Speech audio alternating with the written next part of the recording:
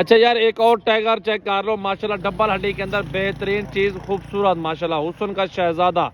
ये होती है क्वालिटी अल्हम्दुलिल्लाह हमारे गोड फार्म पे, बेहतरीन चीज़ अल्हम्दुलिल्लाह, टॉप क्वालिटी का बकरा, खूबसूरत प्रिंट के अंदर, झालर के अंदर। ये सीना चेक करें बकरे का माशाल्लाह, ये होती है क्वालिटी माशाल्लाह। ये बनेंगे बकरे 3-3, 4-4 मन, 5-5 मन बकरे वजन करेंगे। दूसरी साइड दिखाओ वाली शेर इसकी माशाल्लाह, ये दूसरी साइड भी चेक करवाओ सही से माशाल्लाह बकरे की।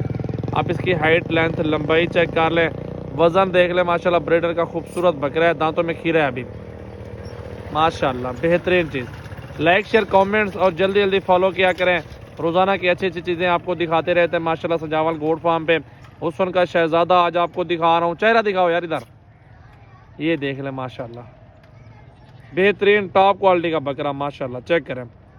बड़ी प्यारी और ख़ूबसूरत चीज़ है, झालर भी है, डबल हड्डी भी है माशाल्लाह। दूसरी साइड दिखाओ सही से, इसको पकड़ो।